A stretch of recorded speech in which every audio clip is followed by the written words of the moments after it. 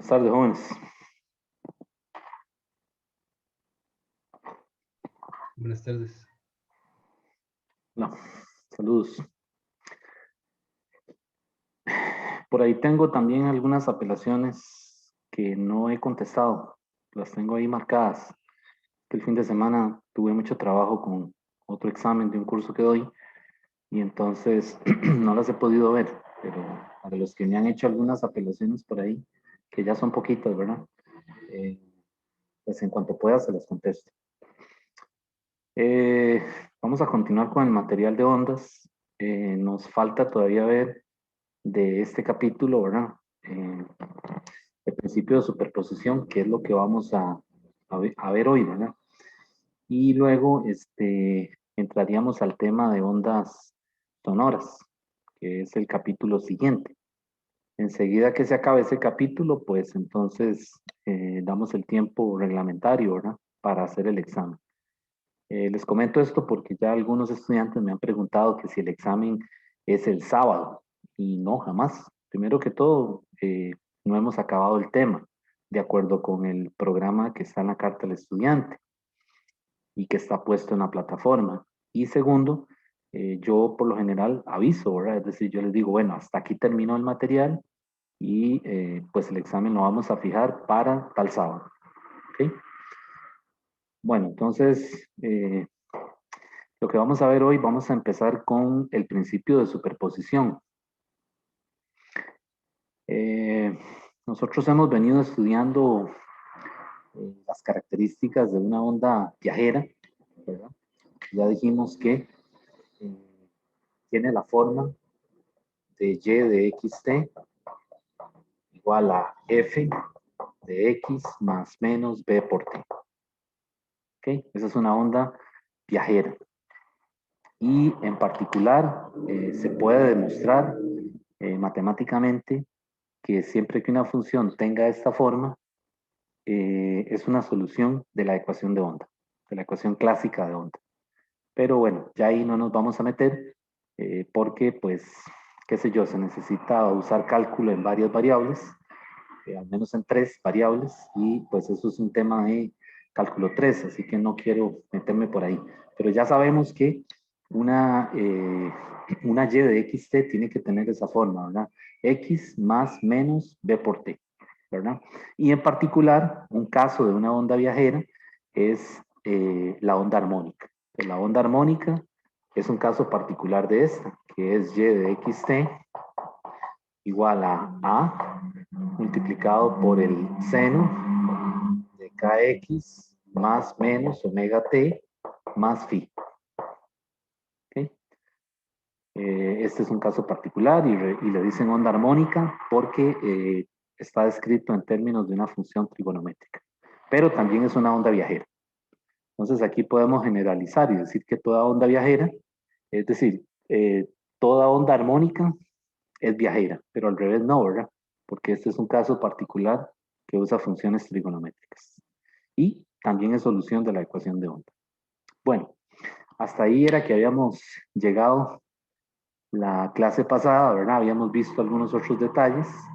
Recordando esta A es amplitud, ¿verdad? Recuerden que también vimos intensidad y la intensidad, la fórmula de intensidad en el denominador tiene la A también mayúscula, pero vean que ahí en esa fórmula de intensidad esa A es área, ¿ok? Área de la sección transversal.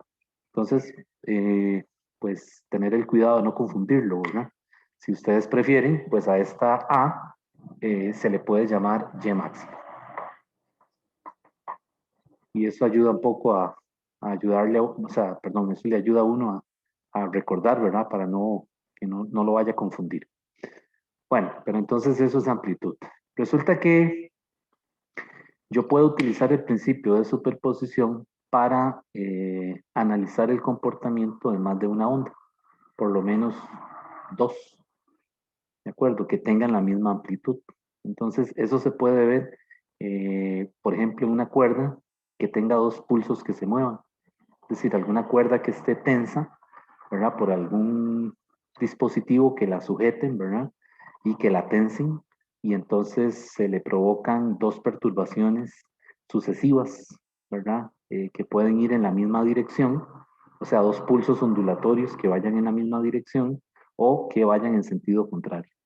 Entonces tendríamos, digamos, que dos Y, una Y1 de xt, que sería función de x y de t, y una Y2 de xt. ¿Ok? Entonces, el principio de superposición lo que dice concretamente es que yo puedo hallar la Y de la onda resultante. Y esa Y de la onda resultante es simplemente sumar las dos Y individuales. Entonces tengo un pulso ondulatorio que va en una cuerda y tengo otro pulso ondulatorio. Voy a suponer que son amplitudes distintas, una 1 y una 2, ¿ok? Y cada una va con una velocidad v, ¿ok? Y las condiciones del problema son tales que en un momento dado esta onda se puede retrasar, este pulso ondulatorio se puede retrasar o este puede avanzar más rápido de tal manera de que este pulso alcanza al otro.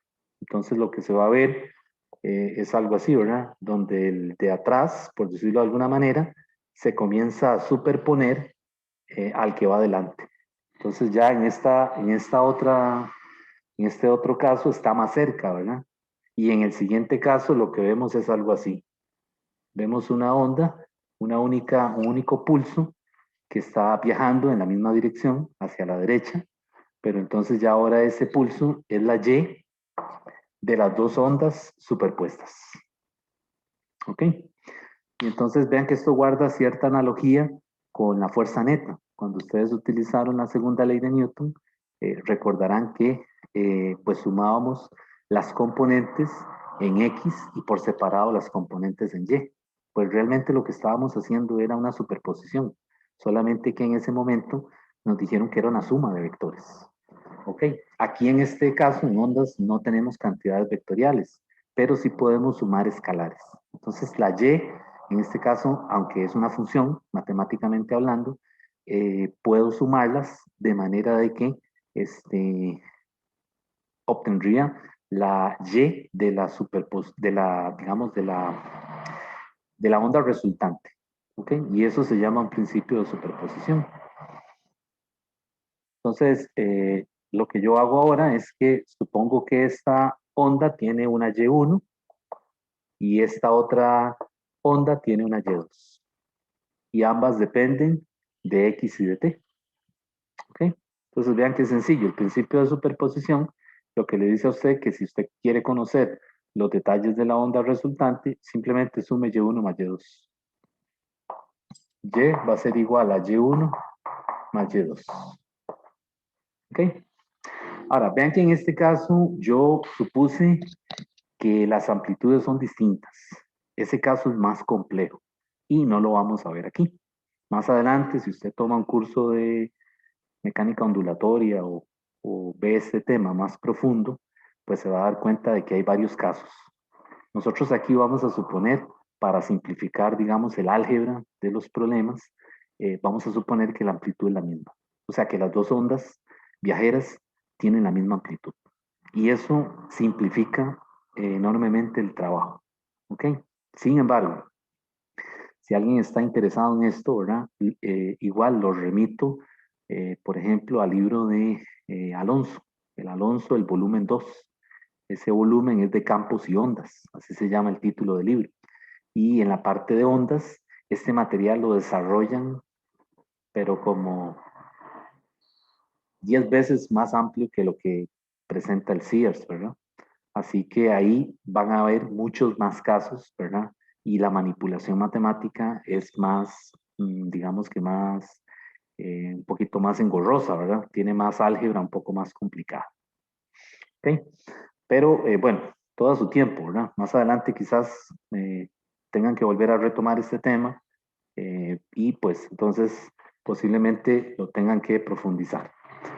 Nosotros aquí vamos a usar la misma amplitud para las dos ondas. Bueno, no sé si tienen alguna pregunta de esto. Entonces, ¿cómo sumarlas concretamente, verdad? Es decir, ¿cómo se hace esa operación? Eso es lo que vamos a ver ahora.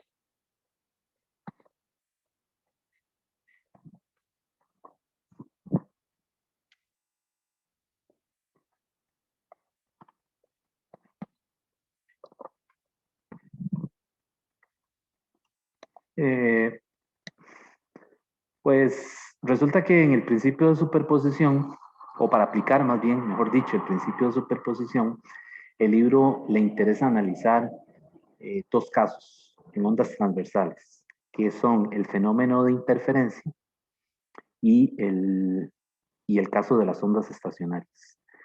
En ambos se puede aplicar este principio, o sea, sumar Y1 más Y2. ¿Cuál es la diferencia básica?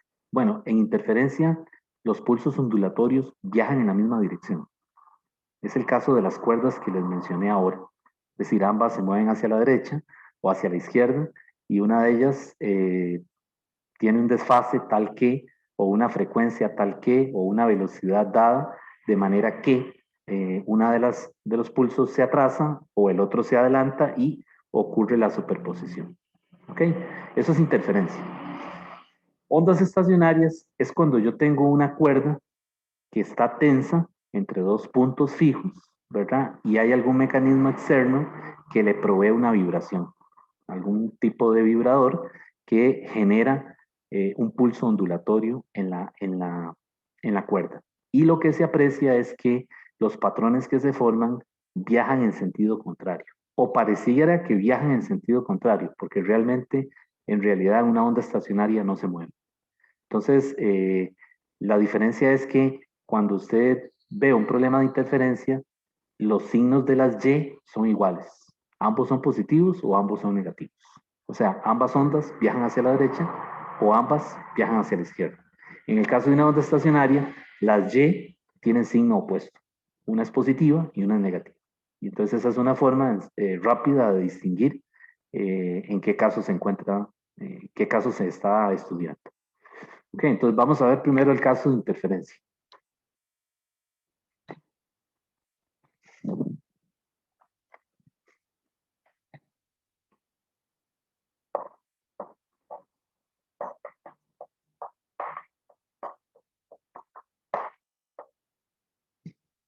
Ok, en el caso de interferencia, eh, el libro utiliza la Y igual con seno. O sea, recuerden que aquí el convenio del libro, siguiendo al libro, él está utilizando, no, perdón, está usando coseno, ¿verdad? Entonces, pues es cuestión de ver qué función trigonométrica se está utilizando. Por ejemplo, si fuera coseno, como parte del libro, de ahí sale, pues tendríamos así, en interferencia tendríamos Y1 es igual a A por el coseno de KX menos omega t. ¿Ok? Y para la onda 2 sería Y2 es igual a A. Dijimos que vamos a usar las mismas amplitudes, ¿verdad? Para simplificar el álgebra del problema. Coseno también, ¿verdad? De KX menos omega t y le metemos una diferencia de fase. Y ya esa forma general nos está diciendo que eso es interferencia, que se trata de un problema de interferencia. Entonces, en interferencia, mismos signos, pero una de las ondas está desfasada con respecto a la otra. Y ese desfase es lo que permite que se superpongan o se sobrepongan también, como también le llaman al principio. También le dicen, a ese principio también le dicen sobreposición, pero bueno, más lo he conocido con el nombre de superposición. Ok, entonces esto es interferencia. De acuerdo, ¿qué puede cambiar aquí? Bueno, puede ser que no le den coseno, sino que le den en lugar de coseno, le den seno. Ya vamos a ver qué hay que hacer. Pero en interferencia, siempre el número de onda y la omega en ambos pulsos ondulatorios es el mismo. Observe que aquí yo no digo que hay un K1 y un K2. ¿De acuerdo? Entonces vean que el problema es bastante simétrico, porque las dos ondas tienen la misma amplitud, el mismo número de onda, la misma frecuencia angular. Lo único que las diferencia es una constante de fase, solamente. ¿Ok? Y la otra cosa que puede cambiar aquí es que se las podrían dar con seno. O sea, todo igual, nada más que le quitan coseno y le ponen seno. Y la única diferencia aquí matemáticamente es el desfase de pi medios, ¿verdad? Que hay entre seno y coseno. Pero para efectos de preguntas en la plataforma, no le van a decir que pase una solución que está en seno con que la convierta a coseno. O sea, usted arranca con la solución que desee, o sea, con seno o con coseno. Igual tiene que llegar a un resultado similar o igual. Ok, entonces, lo que se hace aquí es que nosotros aplicamos el principio de superposición, y igual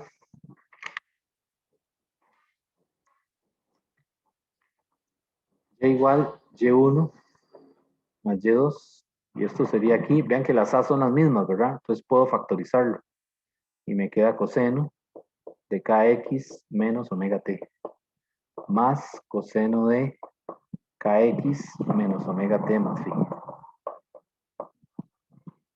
Entonces vean que el hecho de considerar que las amplitudes sean iguales es para, pues, poder sacar la amplitud a factor común, y eso simplifica mucho, digamos, el álgebra. Pero puede ser que no, es decir, un problema más real eh, de superposición, las amplitudes no tienen que ser iguales, ¿verdad? La gente que trabaja con sonido, los ingenieros de sonido o físicos expertos en acústica, uno de los principales problemas con el que tienen que trabajar es el hecho de que las amplitudes no son las mismas, ¿verdad? Y tienen que estudiar estos fenómenos, ¿verdad? Entonces, pues ahí es donde comienza ya, digamos, la aplicación real, ¿verdad? Al estudio de fenómenos acústicos, ¿verdad? Pero aquí, pues sí, partimos de eso, ¿verdad? De que las amplitudes son las mismas. Okay. Entonces, bueno, resulta que aquí nosotros, vean que esto es una suma de cosenos, ¿verdad? Hay una identidad en trigonometría eh, que se supone que por ahí se la deberían enseñar a uno, que es cos de alfa más cos de beta es igual a 2 coseno de alfa más beta sobre 2 por el coseno de alfa menos beta sobre 2. Ok, bueno, no sé si por ahí la han visto. Y también está la pareja de ella, ¿verdad? Que es con seno. Seno de alfa más seno de beta es 2 seno de alfa más beta entre 2. Y el término que sigue no es seno, sino que es coseno. Coseno de alfa menos beta sobre 2. Bueno, esas identidades, cuando vamos a factorizar la onda, esto se llama factorizar la onda, cuando la escribo como una suma y saco la A, tenemos que utilizar alguna de ellas, ya sea que nos den las y con coseno o que nos las den con seno. Ok, entonces en este caso debería usar esta o tengo que usar esta, ¿verdad? ¿Quién es alfa? Alfa es kx menos omega t.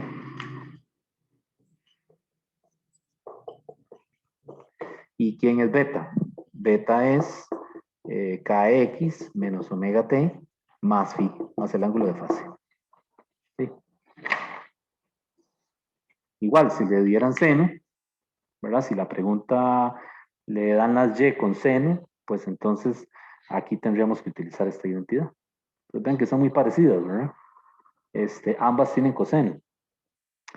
Así que, pues en eso consiste este tema de principio de superposición. La parte buena de esto es que, digamos, si la onda resultante tiene ya una forma general. Es decir, una vez que uno hace esto, que sustituye estas variables aquí, la forma de la onda resultante siempre va a ser la misma. Así que no siempre hay que estar haciendo esto de hacer el cambio de variable, sino que simplemente uno se anota por ahí cuál es la y resultante con seno y cuál es la y resultante con coseno, y punto. Y ya ahí simplemente es aplicarla con los numeritos que le dé el problema, ¿verdad? Ok.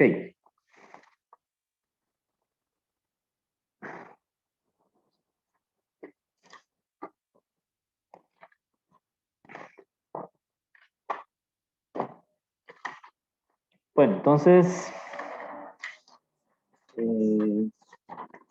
voy a poner el resultado de la suma para que ustedes vean la forma general que tiene la onda resultante por interferencia.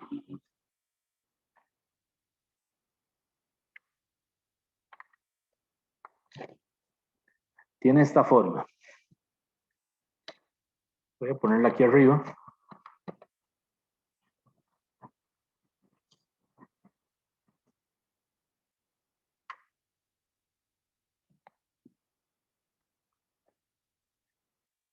Yo la tengo, aquí escrita la tengo con seno. Es una cosa que les iba a aclarar. Es decir, yo usé en las 2y, aquí usé seno. Entonces les voy a dejar de práctica que hagan esta suma. Con seno a mí me da lo siguiente. Voy a poner aquí, usando seno en ambas y,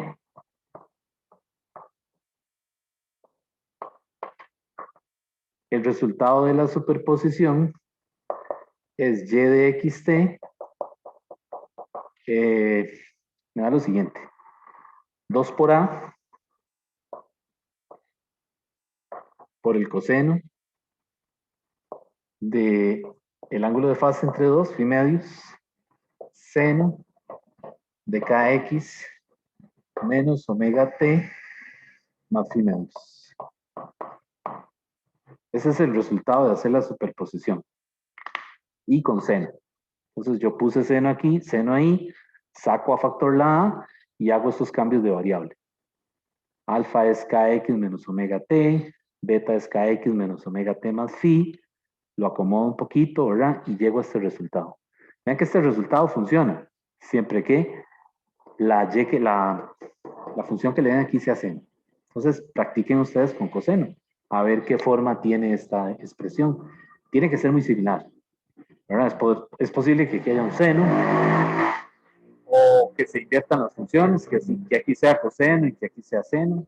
Entonces, se los voy a dejar para que ustedes lo practiquen, ¿verdad? Lo hagan. Bueno, esa es la onda resultante, ¿de acuerdo? En interferencia. ¿Ok? La primera pregunta que tenemos que hacernos es, ¿la superposición sigue siendo una onda viajera? Eso es lo que hay que ver al momento de revisar este resultado. ¿Es una onda viajera? Nos vamos aquí a seno. Vean que tiene kx menos omega t. Efectivamente, sigue siendo una onda viajera. O sea, tiene la forma x más menos b por t. Ok, entonces la superposición, en el momento en que se suman y se hace una sola, mantiene las características de una onda viajera. Y esa onda viajera sigue teniendo el mismo número de onda que cada una de las ondas individuales. Sigue teniendo la misma frecuencia angular que las ondas individuales. Solamente que ahora el ángulo está partido en dos, o es la mitad de la segunda y. Ahora, ¿qué es la amplitud ahora? La amplitud es todo lo que está delante o detrás, como lo quieran ver, de la función seno. Esto ahora le llaman la amplitud resultante. ¿Ok? Entonces, si en una pregunta le dicen ahí, calcule la amplitud resultante, pues es simplemente multiplicar 2 por a, que es la amplitud de la onda individual, que es la misma para ambas, ¿verdad? Por el coseno y agarrar el ángulo que le dieron, no sé, por ejemplo, pi cuartos, o pi medios, o pi tercios, y dividirlo entre 2. Y tener el cuidado de que esto está en radianes. Y ya ahí uno tendría la amplitud de la onda resultante. ¿Ok? Entonces, la idea es que ustedes generen este mismo resultado utilizando coseno. Tiene que ser parecido, ¿verdad? Tiene que mantener una forma parecida a esta. Es decir, tiene que ser una onda viajera. ¿Ok? ¿Y cómo yo sé que es una onda viajera? Bueno, tiene esa forma, kx menos omega t, que ustedes saben que en el fondo es x más menos b por t. Y la otra cosa es que la onda viajera, una característica es que la amplitud tiene que ser como, tiene que ser constante.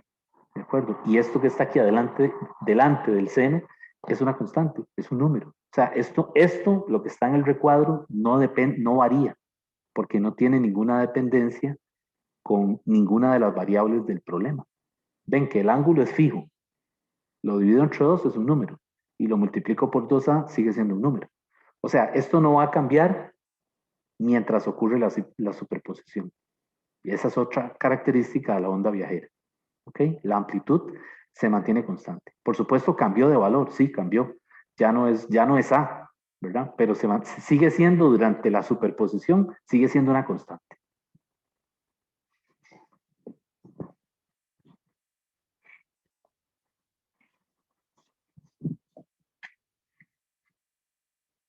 Entonces, esa Y resultante se puede ahora derivar, si uno quisiera, ¿verdad? Es decir, aquí le podrían decir que calcule velocidad transversal. Entonces, la velocidad transversal, mantenemos lo mismo que vimos la semana pasada, ¿verdad? Sería la derivada de Y de xt, la derivada parcial, ¿verdad? Con respecto a t. Y ahí tendríamos la velocidad transversal. O nos podrían pedir la aceleración transversal, ¿verdad? O sea, todo sigue siendo lo mismo, ¿verdad? La forma de operar con el problema de ondas es el mismo, ¿verdad? ¿Y cómo se calcularía la velocidad del pulso resultante? Y ahí sigue siendo v igual lambda por f. O sea, todo igual, ¿verdad? Así que durante el proceso de superposición, la onda, por decirlo de alguna manera, es una copia de las ondas individuales, solamente que su amplitud ha cambiado. ¿Ok? Y el desfase, ¿verdad? El desfase de la onda, pues el pulso está corrido. ¿Cómo nos damos cuenta? Porque aquí tiene pi medios. ¿Ok? Igual, esta amplitud está en metros, ¿verdad? O en centímetros, o en milímetros, ¿verdad? Esto es una cantidad que tiene unidades de longitud. Y esto es adimensional, ¿verdad? Porque todo el argumento está en radianes. ¿De acuerdo? Bueno, entonces, hay algunos casos interesantes, ¿verdad? Que son el caso de interferencia, los tipos de interferencia, ¿verdad? Básicamente, son dos casos, ¿verdad? La interferencia constructiva y la interferencia destructiva. Profe, yo tengo una pregunta. Dígame. La velocidad de Y, que es la velocidad de la altura, ¿es la derivada parcial con respecto a cuál variable, X o T? La derivada con respecto a la Y resultante. Ah, ok, entonces... Sí, o sea, aquí no es la onda individual, sino que es la onda producto de la superposición. Ok, entonces... Pero okay. Igual, ¿verdad? Esta V y esta V no son iguales, ¿verdad? Ajá. Sí, porque esta es instantánea y la otra es promedio. La otra es, sí, digamos, la otra es la velocidad con la que se propaga el pulso completo, el paquete, digamos. Okay. La forma, ¿verdad? De la onda. Ok, sí.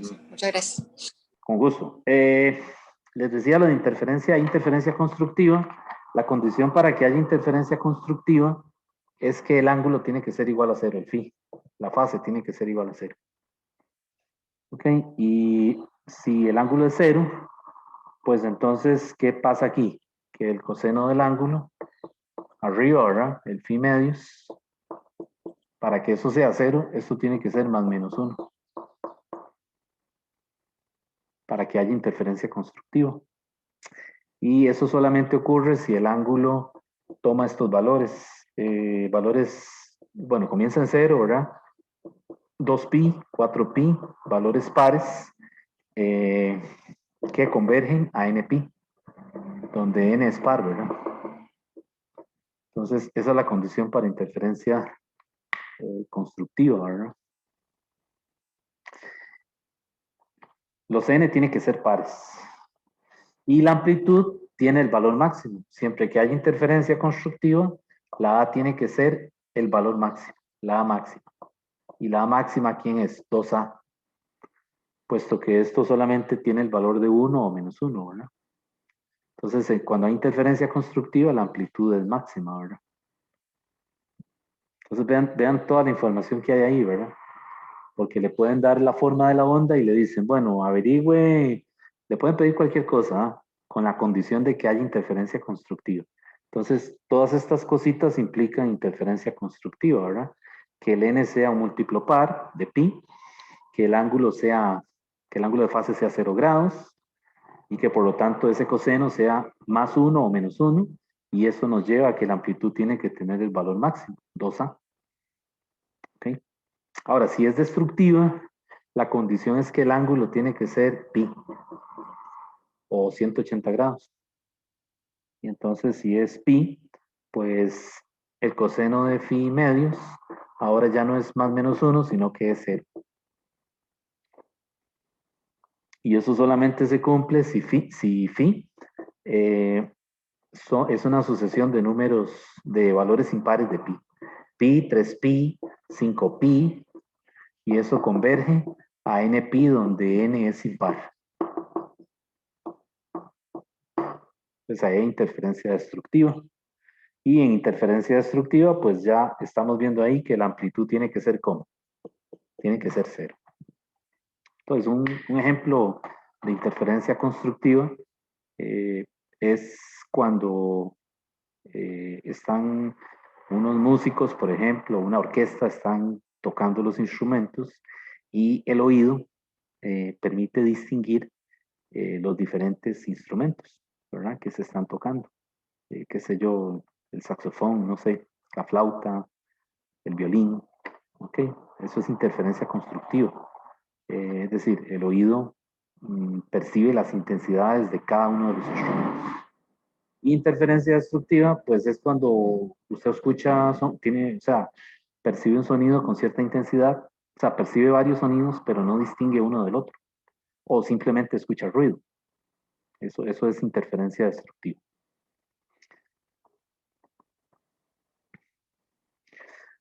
Bueno, hay un caso intermedio, que es un ángulo que no sea ni 0 y que no sea pi, ¿verdad? O sea, un ángulo que esté entre 0 y npi, en ese intervalo abierto, ¿verdad? O sea, excluyendo a 0 y a pi, ¿verdad? Entonces, ese caso es interferencia también, pero no tiene un nombre particular, ¿verdad? Es decir, ahí la amplitud resultante oscila entre 0 y menos 2a. Digo, sí, menor que 2a. Menor que 2a. Entonces, no es ninguno de esos casos, ¿verdad? La amplitud no es 0, pero tampoco es máximo, sino que, pues, está en ese intervalo, ¿verdad? Y eso, pues, obviamente depende del valor que tome el ángulo, ¿verdad? En una Y resultante, en un problema en la plataforma, uno se fija aquí, ¿verdad? Y se da cuenta de que el phi es pi tercios o es pi sextos o no sé, pi cuartos, cualquier valor que no sea 0 ni que sea tampoco 180. ¿Verdad? Ahora, cuidado con el 2, ¿verdad? Porque vean que por lo general no le dan el ángulo dividido entre 2, sino que se lo dan ya puesto ahí, pi cuartos o pi tercios, ¿verdad? Entonces uno tiene que recordar que ahí hay ese resultado viene de pi sobre 2, ¿verdad? Perdón, de phi sobre 2.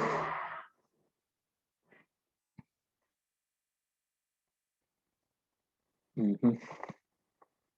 Bueno, eso es interferencia. El fenómeno de interferencia, pues los que les interese más adelante especializarse en acústica, ¿verdad? O en óptica, pues van a tener que estudiar esto profundamente, ¿verdad? Porque pues la interferencia es un fenómeno que no solo aparece en sonido, sino que aparece en fenómenos relacionados con la luz, ¿verdad? Así que, es decir, los que les interese la parte de óptica, pues ahí se lo van a encontrar, ¿verdad? Profe, pero verdad que para estudiar la luz se necesita saber sobre electromagnetismo, ¿verdad? Sí, también, claro. Ok. Y realmente la interferencia en luz está asociada así con ondas electromagnéticas. Sí. Es decir, la óptica es un caso particular del electromagnetismo, ¿verdad? En el siglo XIX, principios del siglo XIX, la óptica y el electromagnetismo eran disciplinas aparte. ¿Verdad? La óptica clásica, que eran el estudio de los fenómenos de la luz, y la teoría electromagnética se veían como cosas aparte hasta que llegó Maxwell y las unificó. O sea, creó una teoría, una de las primeras teorías de unificación, ¿verdad? De la física, y enseguida demostró que la luz es una onda electromagnética. Y entonces a partir de ese momento, pues la óptica pasó a ser, digamos que una rama, ¿verdad? De la teoría electromagnética.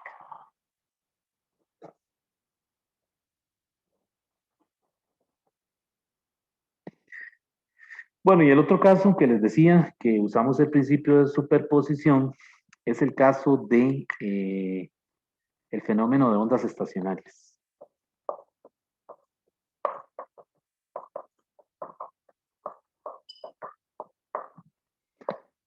Las ondas estacionarias. Las ondas estacionarias se estudian en cuerdas. O sea, yo voy a tener una cuerda tensa, ¿verdad? Por algún mecanismo en el laboratorio, la tensamos, ¿verdad? Y está, digamos que entre dos puntos fijos, en teoría, pero realmente no es cierto, porque en un extremo tiene que haber algún mecanismo que provea la vibración. O sea, algún tipo de dispositivo al cual esté atada la cuerda, ¿verdad? Y aquí hay algún, ¿cómo se llama?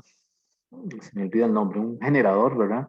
Que produce una frecuencia y entonces uno regula la frecuencia de la oscilación del aparato, ¿verdad? Aumentando aquí la frecuencia o disminuyéndola, ¿verdad? Mientras que la cuerda esté tensa, ¿verdad? Y entonces, pues lo que va a pasar aquí es que aquí también se puede aplicar el principio de superposición. Y igual Y1 más Y2. Entonces, en ondas estacionarias nos imaginamos lo mismo, dos ondas viajeras, Y1, Y2, pero que viajan en sentido contrario. Entonces, eso sería lo mismo si usted tuviera una cuerda tensa atada a un mecanismo que le provea una vibración. O sea, el fenómeno se puede ver, desde el punto de vista experimental, se podría ver generando dos pulsos ondulatorios que vayan en sentido contrario y que en un momento dado se superpongan. Pero otra forma es tener una cuerda tensa y aplicarle ¿cómo se dice? Una vibración, ¿verdad? Entonces, pues en este caso, Y va a ser Y1 seno, perdón, A seno de kx menos omega t sin ángulo de fase más a seno de kx, pero ahora le pongo más omega t sin ángulo de fase tampoco. Entonces vean que el caso de ondas estacionarias no es difícil de distinguir del de interferencia, ¿verdad? Enseguida nos damos cuenta que los signos son contrarios y que el segundo término o la segunda y no tiene ángulo de fase. ¿Ok? Y volvemos a lo mismo, ¿verdad? Lo que quiero es factorizar la onda y saco el A factor común. Entonces me queda seno de kx menos omega t más seno de kx más omega t. Entonces vean que ahora por el hecho de los signos ser distintos, necesito otra identidad trigonométrica. Ven que antes eran iguales, ¿se acuerdan? Los dos eran menos o los dos eran más, ¿verdad? Entonces usábamos aquellas identidades de cos de A más cos de alfa más cos de beta, ¿verdad? O sen de alfa más sen de beta. Pero aquí resulta que ahora tienen signos distintos, ¿verdad? Opuestos. Entonces aquí, si es con seno, necesito usar aquella formulilla de seno de alfa más menos beta. ¿Y esa cómo era? Era sen de alfa por cos de beta, ¿verdad? Y los signos aquí tienen el mismo orden. Cos de alfa, cos de alfa por seno de beta. Así, ¿verdad? Sen de alfa, cos de beta, más menos cos de alfa, sen de beta. Y si le dieran coseno aquí, que así es como lo tiene el Sears tiene coseno, pues uso la otra, ¿verdad? La pareja, les llamo yo. Más menos beta, y aquí es cos de alfa, cos de beta. Aquí hay que invertir los signos. Sen de alfa, sen de beta. ¿Ok? Entonces ahí están las dos identidades, ¿verdad? Si me sale seno, pues entonces uso esta, seno de alfa más beta. Y si es con coseno, pues entonces coseno de alfa más beta. El CIEPS lo tiene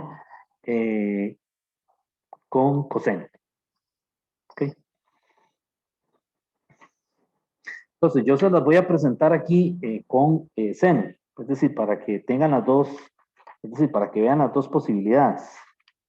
Y resulta que usando seno, cuando yo sumo eso, la onda resultante de sumar Y1 más Y2 me da lo siguiente. Y de xt es igual a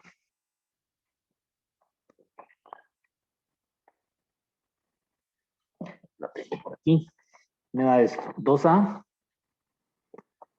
seno de kx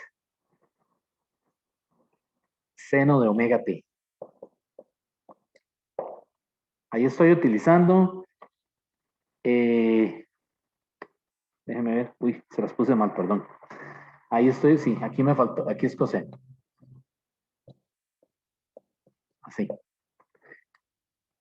Seno de 2a seno de kx coseno de omega t. ¿Qué estoy usando? ¿Qué estoy sumando? Seno. Entonces estoy usando esta identidad. Seno de es más, ¿verdad? Aquí es más, entonces, bueno, una es con menos y una es con más, ¿verdad? Entonces alfa sería kx menos omega t. Y beta sería ¿quién? Kx más omega t. Entonces les dejo esos cambios de variable para que ustedes los hagan ahí. Y deberíamos llegar aquí. ¿Okay? Entonces, bueno, ahora lo más importante aquí es interpretar el resultado que obtuvimos ahora. Fíjense que ahora estos son ondas estacionarias. No es interferencia. Pero igual nos hacemos la pregunta. ¿Qué tipo de onda es? La onda resultante que obtuve. ¿Se trata de una onda viajera? Esa es la pregunta más importante que hay que hacerse aquí. ¿De acuerdo? Si volvemos a ver el resultado, vean que esa onda por ningún lado tiene un argumento que diga kx menos omega t. ¿Cuál es el argumento de esa onda? Omega t únicamente. El kx, ¿dónde está? No está. Se fue, no aparece. Entonces, por eso a estas ondas les llaman estacionarias, en contraposición con las que les llamamos viajeras. ¿Y por qué estacionarias? Porque estas no se mueven, no son viajeras. ¿De acuerdo? ¿Qué es el único movimiento que tienen? Un movimiento oscilatorio, un más movimiento armónico simple, que tiene una frecuencia omega. Pero vean que ya el número de onda no está. Ven que ya no está la KI. Ahora, ¿qué otra característica vemos en las ondas estacionarias? Que la amplitud ahora es todo lo que está delante de coseno. O sea que la amplitud es lo que yo voy a poner en un recuadro. Esa es la amplitud. Recuerden que en interferencia dijimos que la amplitud de la onda resultante era constante en el momento en que ocurre la superposición, ¿verdad? Es constante. Pregunta, ¿esta amplitud es constante en una onda estacionaria? No, No. puede cambiar con la frecuencia. Sí, pero también, sí, también eso, pero vean que también la amplitud adentro, aquí, vean que hay un X. Lo ven que quedó un X ahí. Y esta Y depende de quién, de X. Quiere decir que ahora en ondas estacionarias la amplitud no es constante. O sea, cuando se da la superposición, la amplitud va a variar conforme nos movemos a lo largo del eje X. Entonces vean la diferencia, ¿verdad? En una onda estacionaria ya no es viajera. ¿Por qué? Porque no tiene el argumento kx menos omega t más phi. ¿Okay? Y ahora, ¿qué característica tiene? La amplitud varía, depende de la posición en x. Entonces, en esa cuerda que yo les menciono aquí, la cuerda que les digo aquí, cuando se forma el patrón, que ahora los vamos a estudiar más adelante, cuando se forman los patrones, cualquier punto de esa cuerda lo que está haciendo es un movimiento armónico simple. Es decir, está haciendo una oscilación, una vibración de pequeña amplitud que varía a lo largo del eje X. Es decir, si yo pongo un sistema de referencia aquí, con la pared, y lo prolongo, esto es X, la cuerda tiene una longitud L. Quiere decir que a lo largo de la cuerda, desde X igual 0 hasta X igual L, que es donde está, donde termina, cualquier punto de esa cuerda, en el momento en que se forma la superposición, lo que está haciendo es un movimiento así, cuya amplitud va a cambiar conforme yo me muevo a lo largo del eje X. Y aquí lo vemos, ¿verdad? La amplitud de este punto no es la misma que la de este punto, ni es la misma de este punto aquí arriba. ¿Ok? Entonces, por eso no es una onda viajera, porque no hay un pulso que se desplace. O sea, la perturbación no se mueve a lo largo del eje X, solamente oscila con un movimiento armónico simple. ¿Ok? Ok. Este es el caso con seno. ¿Sí? ¿Hay alguna duda? Está bien. Este es el caso con seno, que el Sears no lo tiene. El Sears usa el coseno. Y entonces, pues resulta que ellos, cuando usan coseno, lo ponen así. Este es el Sears, lo que está en el Sears para que no se vayan es decir, para que no vayan a entrar en que crean que es un error, digamos, de tipografía. En el caso de Sears, ellos lo escriben así, Y igual, y aplican el principio de superposición, solamente que a una de las ondas le van a poner negativo y a la otra positivo. O sea, factorizan la A y queda así, menos coseno de kx menos omega t, más coseno de kx más omega t. O sea, cuando usan coseno, te ponen un menos y los estoy poniendo al revés. Aquí es más y el que tiene más tiene menos, así. Cuando usan coseno, ellos ahí están suponiendo que las ondas, si fueran dos ondas que vienen en sentido contrario, una viaja hacia la derecha y la otra hacia la izquierda. Recordarán ahí unas propiedades de seno y coseno, que a mí siempre se me olvidan, pero recuerden que seno de menos cita es menos seno de cita. O sea, yo puedo sacar el menos de ahí. Y cuando tengo coseno de menos cita, pues me queda cos de cita.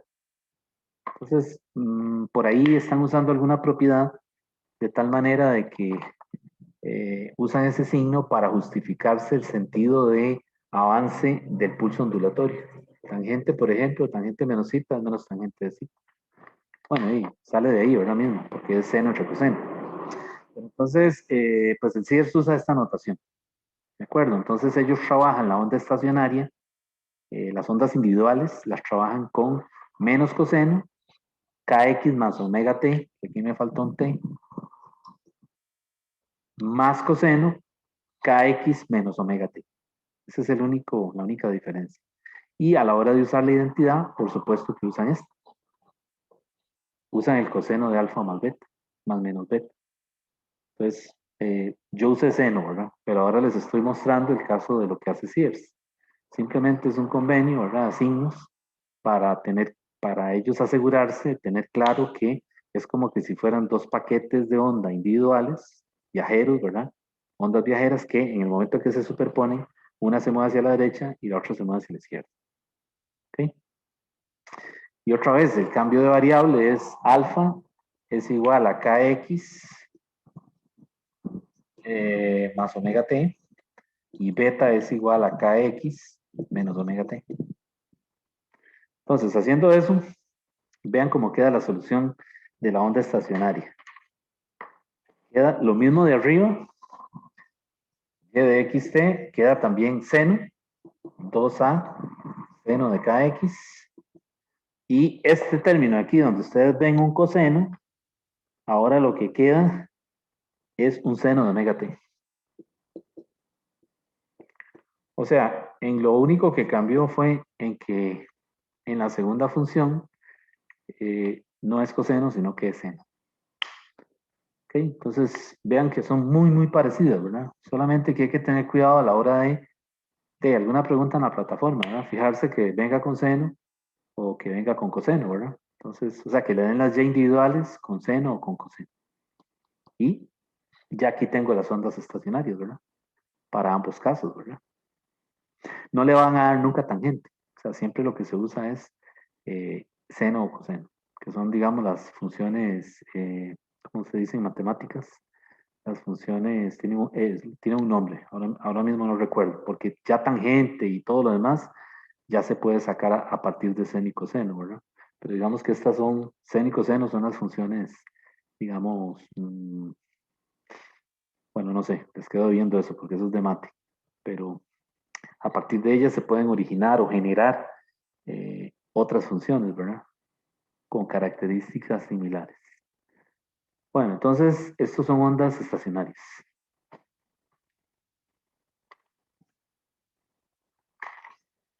Resulta que en las ondas estacionarias, ya les dije ahora que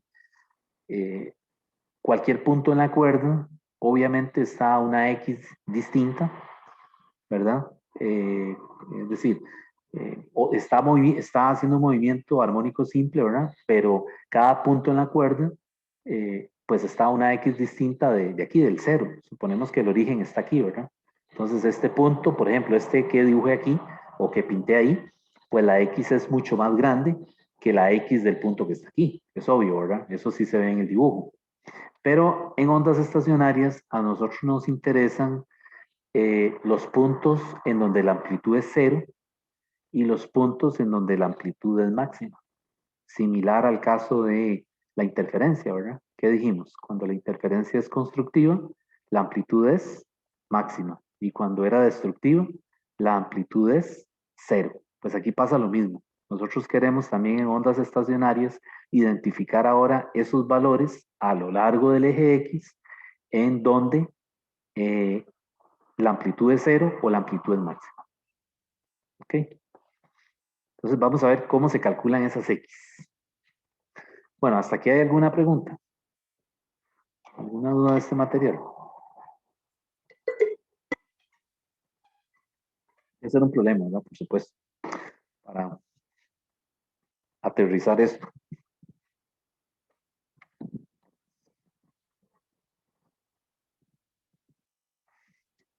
El tema de ondas estacionarias también se ve mucho en física moderna, ¿verdad? Porque pues las ondas fueron parte de los métodos que se usaron en esa época, la mecánica de ondas se utilizó cuando se comenzó a estudiar el átomo, ¿verdad? El modelo de Bohr del átomo de hidrógeno, ese modelo es completamente mecánico, ¿verdad? Es decir, está basado en la mecánica clásica, ¿verdad? Y en parte de la teoría electromagnética. Entonces, muchas de las ideas que se le ocurrieron a Bohr al principio eran derivadas de esto, digamos, del fenómeno de las ondas estacionarias. Lo que hizo fue simplemente trasladar el concepto de la cuerda vibrando al caso de las órbitas en un átomo. Eso fue lo que la idea que a él se le ocurrió, ¿verdad? Después de varios años de estarle dando vuelta al asunto y resulta que le funcionó. Por supuesto, hoy en día está muy limitado, ¿verdad? Es decir, el modelo de Bohr es un modelo prácticamente, es decir, tiene un rango muy limitado, ¿verdad? Para entender los fenómenos a nivel microscópico. Pero en esa época funcionó, ¿verdad? Y parte de todo lo que él hizo fue basado en la teoría clásica, que era lo que en ese momento los físicos tenían a mano, ¿verdad? Bueno, vamos a ver ahora esos valores de X que les digo yo, donde la amplitud es cero y donde la amplitud es máxima. Entonces, esos valores se llaman nodos y antinodos.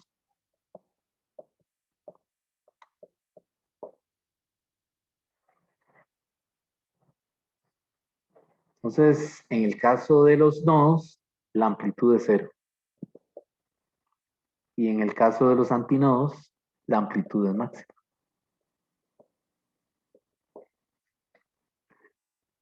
Entonces, por ejemplo, yo puedo hacer una figura así,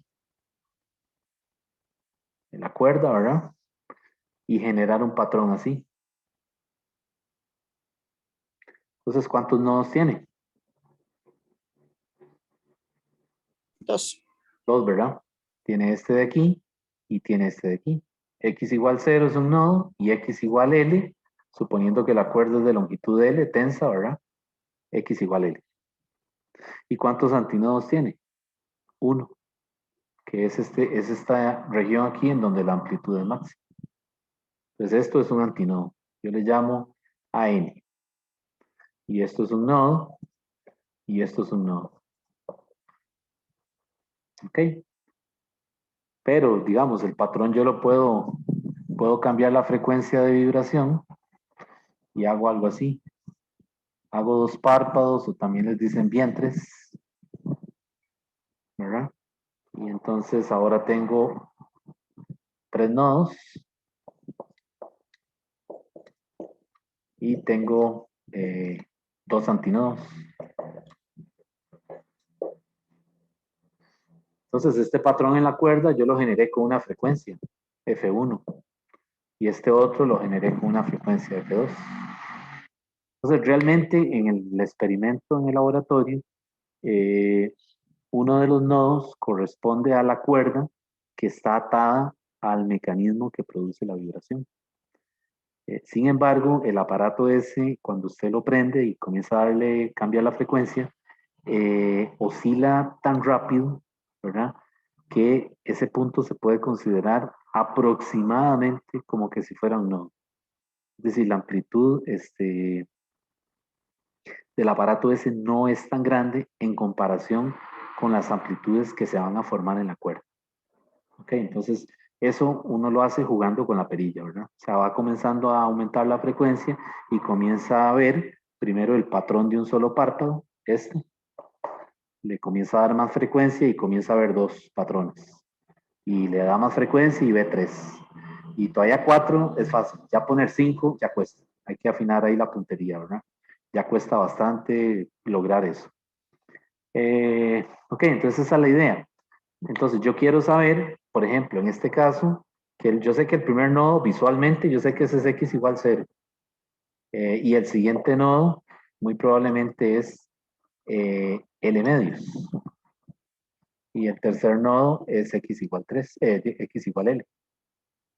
Pero ya para más de 2, ya tengo que ver cómo particiono la cuerda para lograr encontrarlos. Entonces, para eso vamos a ver unas formulillas para calcular los antinodos y la posición de los nodos y de los antinodos.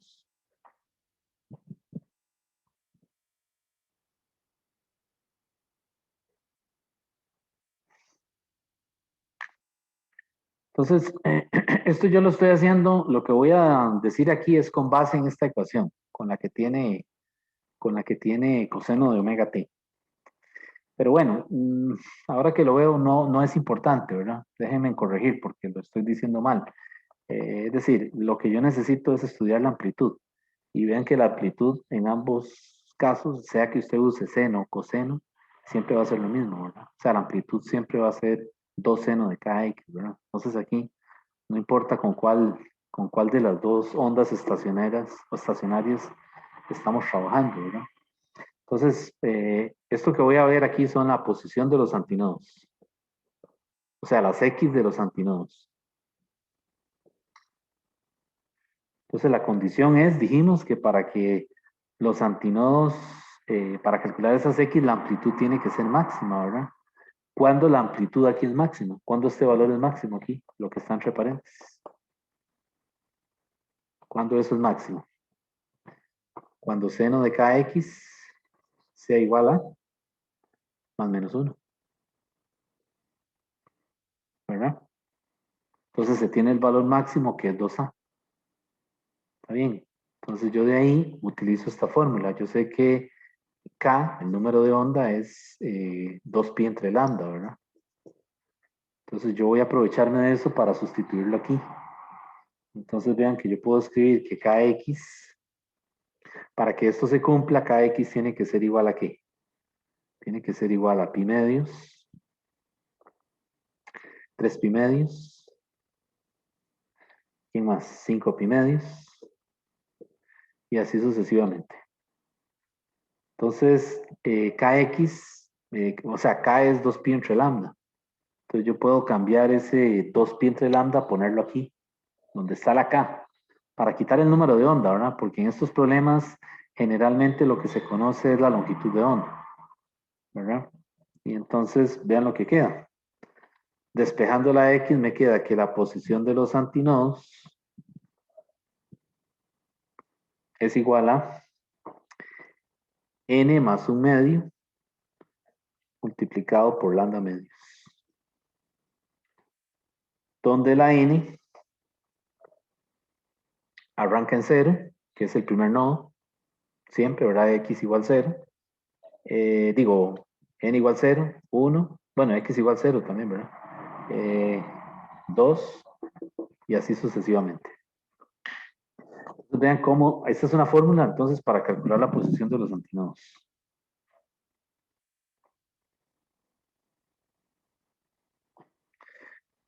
Ok, vean el comportamiento de esta sucesión que está aquí, ¿verdad? Es un medio, 3 medios, 5 medios, 7 medios.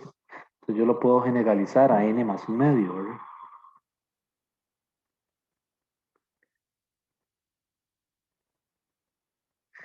O podría usarse también, es decir, también yo puedo ponerlo así, ¿verdad? Puedo calcularlo así. Vamos a ver.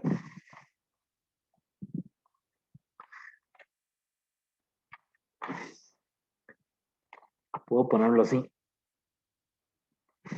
X de los antinodos es n lambda cuartos y cambio el contador, que sea n igual 1, 3, 5, o sea que sean solo impares, ¿verdad? Y eso también me genera la posición de los primeros n antinodos, o sea, las posiciones de todos los párpados, por decirlo de alguna manera. O creo que el Sears le dice también vientres, que son estas aberturas, ¿verdad? Entonces aquí sería x igual a 1, este es el primer antinodo. X2 es igual, es el siguiente antinodo, ¿verdad? Entonces X1 corresponde con esta fórmula a n igual 1. Y la siguiente sería n igual 3. Y el siguiente sería n igual 5. Si fueran 3 párpados, ¿verdad? Pero también lo puedo contar con esta. Solamente que el primer antinodo lo hago 0.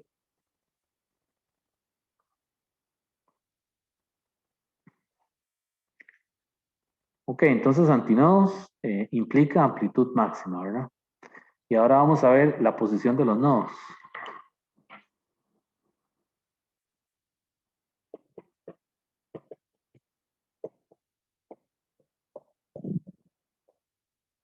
Entonces, para la posición de los nodos, la condición sería que la amplitud sea 0, ¿verdad? Porque son los puntos, digamos, este punto, ¿verdad? Ok, siempre los nodos van a ser los extremos, ¿verdad? Los extremos de la cuerda siempre van a ser nodos. Lo que pasa es que no es tan fácil contarlos porque nos van a dar alguna forma de la función. Y ahí vamos a necesitar calcular el número de onda o la longitud de onda. Entonces no es, hay que fijarse, ¿verdad? ¿Qué va a utilizar uno a la hora de calcular cada X? Pues en el caso de los nodos, la condición es que para que la amplitud sea 0, el seno de kx tiene que ser igual a 0. Es la única forma, ¿verdad? De que en aquella ecuación de las ondas estacionarias, la amplitud resultante sea 0. Y para que esto se cumpla, entonces kx tiene que ser igual a 0, pi, 2pi, 3pi, y así, ¿verdad? Entonces vean que el n, conforme uno lo cuenta, ya no es como este. Ve que aquí van impares. Entonces ahí no hace falta meterle el factor n más un medio, ¿verdad? Sino que simplemente lo deja como n por lambda medios. Entonces la posición de los nodos sería n lambda medios y contamos a partir de 0, 1, 2 y así sucesivamente.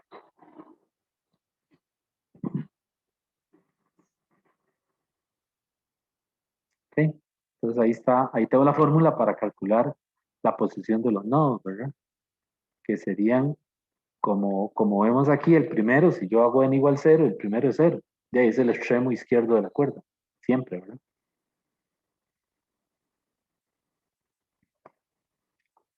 Entonces, ¿cuál sería la distancia de un antinodo a un antinodo que sea sucesivo? Sería lambda medios. ¿Cuál sería la distancia de un nodo a un nodo sucesivo? Lambda medios. ¿Cuál sería la distancia de un nodo a un antinodo? Sucesivos, ¿verdad? Lambda cuartos. Entonces, eso nos ayuda a simplificar un poco el problema, ¿verdad? Porque algunas veces piden los valores, las tres primeras posiciones de los nodos o las tres primeras posiciones de los antinodos. ¿Ok? Ya uno tiene el contador, ¿verdad? Tiene esta forma de contarlos y sabe que la distancia de uno a otro sucesiva es lambda medios o si no lambda cuartos. ¿Ok? Y aquí lo vemos, ¿verdad? En estas figuras ya lo vemos, ¿verdad? La distancia de un nodo a un antinodo sucesivo es la mitad, ¿verdad? Es la mitad de la longitud de onda. Si es el caso de un nodo a un antinodo. Entonces, cuidado, aquí tenemos que tener cuidado de no confundir la longitud de la cuerda, la L, con la longitud de onda del pulso ondulatorio, que si bien no se traslada, sí se forma, ¿verdad? Porque lo que está pasando es que el párpado, cada punto está efectuando un movimiento armónico simple, ¿verdad? Entonces, cuidado, ¿verdad? No hay que confundir L con lambda.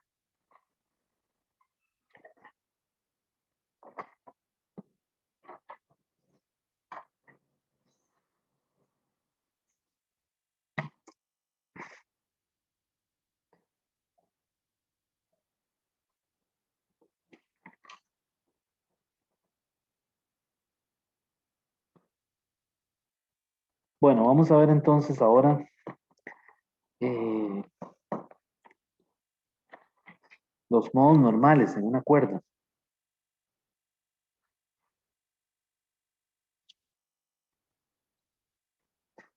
No confundan la palabra modos con nodos, ¿verdad? Son cosas distintas, ¿verdad? Los nodos son las posiciones, ¿verdad? Las X donde la amplitud vale 0. Y los modos es cómo se va a cuantizar la cuerda. Es decir, cómo se van a formar estos patrones, que se llaman precisamente así, los modos. Entonces, esto que vamos a ver son modos normales.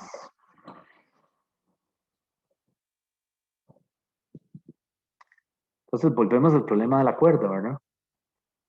Que está fija entre dos extremos y que uno de los extremos de la cuerda está conectado a un mecanismo que produce la vibración.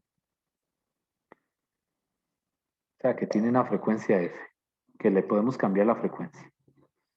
Ok, entonces, al cambiar yo la frecuencia, voy a comenzar a generar esos modos normales que se llaman. Esos modos normales es cuando tengo un párpado, ¿verdad? Un párpado, tengo entonces el primer modo normal. Entonces, cuando es un párpado, por decirlo de alguna manera, un vientre, tengo dos nodos y un antinodo. Pero en modos normales tengo n igual a 1. ¿De acuerdo? Entonces, cuando genero dos párpados, tengo, ¿cuántos eran? En dos párpados tengo 3 nodos y 2 antinodos. Pero estoy en el modo normal, n igual a 2. Y así sucesivamente. Esa es la idea. Entonces, por eso, cuidado, no confundan modos con nodos, ¿verdad? Vean que la única diferencia es la M y la N, ¿verdad? Por ahí había un chiste de físicos de eso, pero y se los cuento, pero es malísimo. Bueno, entonces resulta que el problema aquí es que la cuerda, aunque su longitud es fija, al generar al cambiar la frecuencia en el aparato, pues esa cuerda va a comenzar a exhibir esos modos normales, ¿verdad? Esos párpados se van a ir aumentando. Primero hay uno, ¿verdad? Luego hay 2, 3, 4 y ya el quinto les digo que cuesta mucho afinar puntería, ¿verdad? Para poder ver los cinco párpados nítidamente, porque digamos, el chiste de esa práctica es que se vea la cuerda nítida, ¿verdad? O sea, que usted pueda distinguir los 5 párpados. Se logra, pero los va a ver muy difusos, o sea, como movidos, como corridos, ¿verdad? Entonces, eso quiere decir que la frecuencia no se está ajustando, ¿cómo se dice? Correctamente. Y por lo general esa frecuencia, es decir, el ajuste es grueso, ¿verdad? Es decir, no tiene un mecanismo para hacerlo fino. Entonces hay que probar muchas veces hasta que uno pueda ver los 5 párpados, ¿verdad? Entonces, 3 y 4, todavía 3 se ponen bien, ¿verdad? Y 4, hay que ponerse un rato ahí, ¿verdad? A jugar, pero ya 5 sí cuesta. Bueno, entonces, como esa cuerda digamos que se particiona, por decirlo de alguna manera, pues entonces esa longitud de la cuerda se puede expresar como un múltiplo de la longitud de onda entre 2. Eso es lo que muestra la evidencia experimental. ¿Ok? Por supuesto, la longitud de la cuerda es fija, ¿verdad? Y entonces esa cuerda está fija en ambos extremos. Y ese n va a ser 1, 2, 3. Comienza en 1, ¿verdad? No comienza en 0, porque si no, no tendría sentido. Estaríamos diciendo que no hay cuerda o que la longitud de la cuerda es 0, ¿verdad? Entonces, cuidado con este n de los modos normales y cuidado con el n para calcular los nodos y los antinodos. Entonces, algunos libros para los nodos y los antinodos usan una m. O sea, a esto le llaman m igual 0, 1, 2 y al otro m igual 1, 3, 5. Y para los modos normales usan la n. Pero este libro tiene la n para las dos cosas. Entonces, pues yo les aviso para que tengan claro, ¿verdad? Que esta n en este caso no es la misma, ¿verdad? Esta n no es esa n que está allá, ¿verdad? Entonces, ok, en el caso de la cuerda, al particionarse, la forma como la contamos, como contamos eso, es a partir de 1, con números naturales. 1, 2, 3, etcétera, ¿verdad? Ok, entonces aquí, digamos, lo que va a pasar es que si yo despejo de ahí la lambda, pues vean que despejándolo de ahí, me queda una lambda y si le pongo un sub n, sería 2L entre n. Despejándola de aquí, ¿verdad? Pero ahora teniendo el cuidado de ponerle un n a la lambda. ¿Por qué? Bueno, para distinguir la longitud de onda para cada modo normal. Entonces, aquí tengo una colección, ¿verdad? Tengo una secuencia, lambda 1, lambda 2, lambda n. Entonces, este sería 2L entre 1, 2L entre 2, 2L entre 3, y así sucesivamente. Aquí sería 2L, aquí sería L, aquí sería 2L tercios, y así, ¿verdad? ¿Ok? Entonces, si yo lo despejo de aquí, esto viene de la evidencia experimental. Eso es lo que se ve experimentalmente. Y se determinó hace muchos, muchos años. ¿Ok? De aquí entonces uno se aprovecha de esto y despeja lambda y le pone un contador para entonces saber la longitud de onda en una frecuencia dada, o mejor dicho, en un modo normal dado. ¿Verdad? Estos son los modos normales.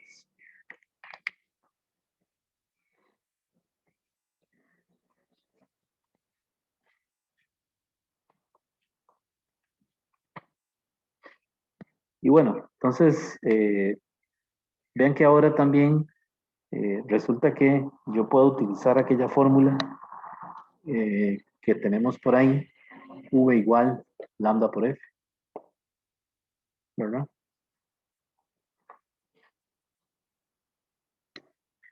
Y entonces de ahí, pues yo puedo combinar estas dos ecuaciones. ¿Verdad? Vean que aquí yo puedo poner lambda, puedo ponerle n aquí y n aquí, y entonces pondría 2L entre n por Fn.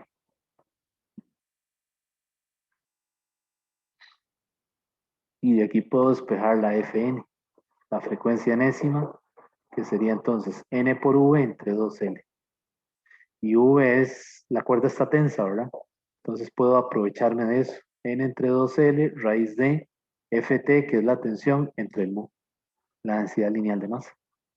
Y vean que tengo una forma de calcular las frecuencias. Fn, n entre 2L, raíz de Ft entre mu.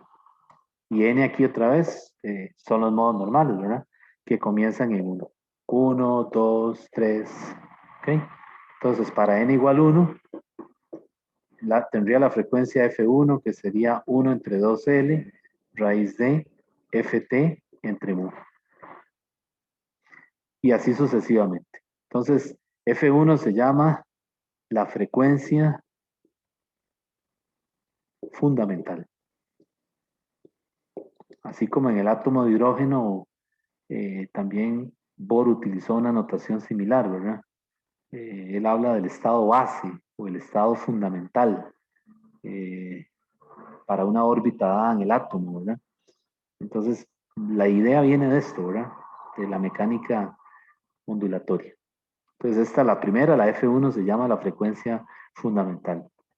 Para n igual 2, a esa F2 ya le llaman el segundo armónico. Ah, no, mentira, déjenme ver. A esa le llaman el primer armónico.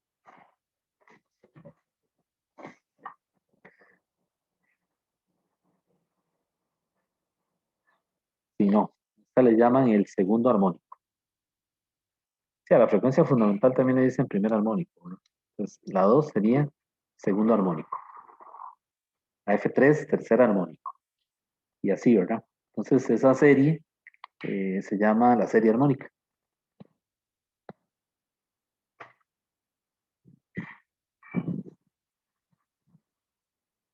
La serie armónica es muy utilizada por los que estudian música, ¿verdad?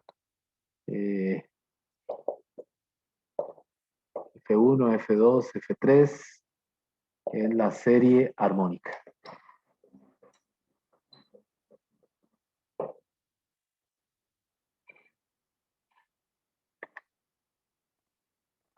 Entonces, este es el primer armónico o frecuencia fundamental, segundo armónico, tercer armónico. ¿Ok? Y también, vean que esta serie yo la puedo escribir también así, F1, y el siguiente valor es 2F1, y el siguiente valor sería 3F1, ¿ok? Y entonces esto converge a NF1.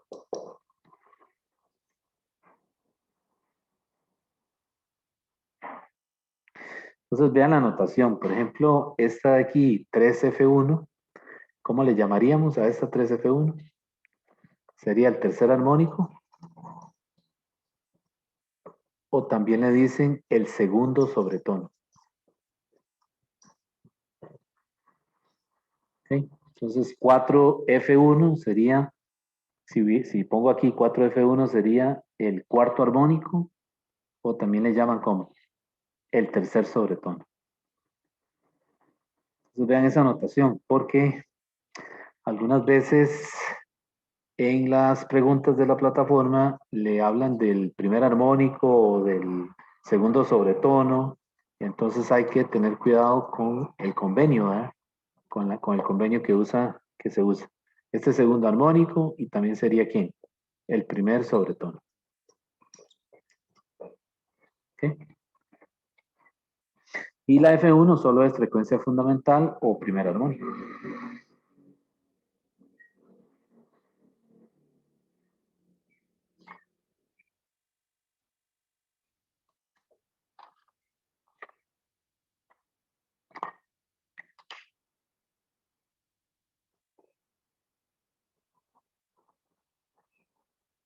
Entonces, las ondas estacionarias tienen muchas aplicaciones en los instrumentos de cuerda, ¿verdad? Ustedes podrán imaginarse, por ejemplo, las personas que fabrican guitarras, ¿verdad? Y los mismos que, que tocan guitarra, esta parte de las cuerdas de las ondas estacionarias lo manejan, ¿verdad?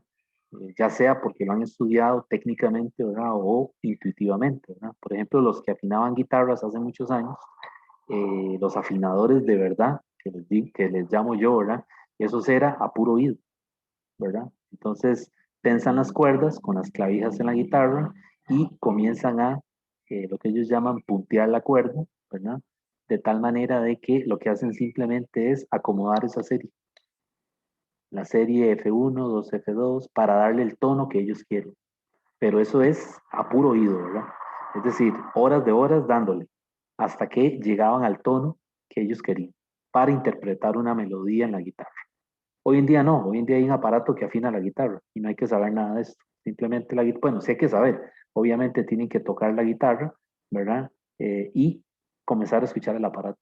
El aparato tiene un diapasón y tiene una interfase que la conectan a la guitarra y el aparato le va diciendo cómo vaya cambiándolo hasta que afina la guitarra, lo que llaman afinar la guitarra, ¿verdad? Pero hace años, hace 60 años, ¿verdad? Los afinadores eran a puro oído, ¿verdad? Y es algo que lleva muchos años, ¿verdad? Para poder lograr esa destreza, ¿verdad? Y por supuesto un oído, perdón, súper agudo, ¿verdad? Que es capaz de detectar el más mínimo cambio de un tono, ¿verdad?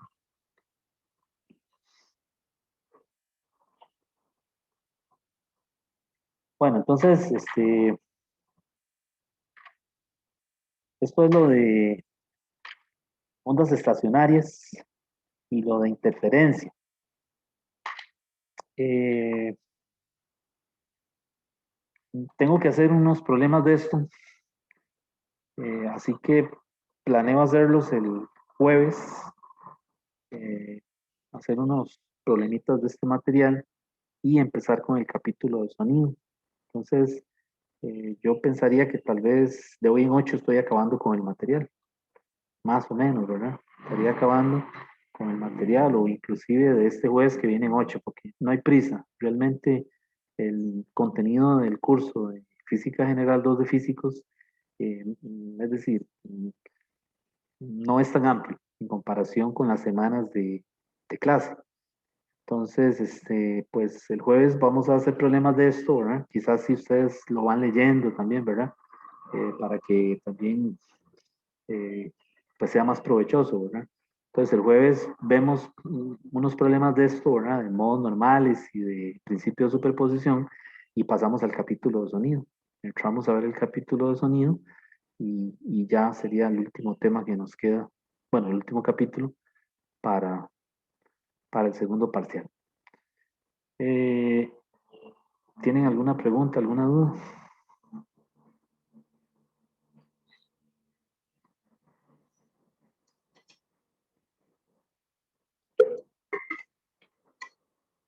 No.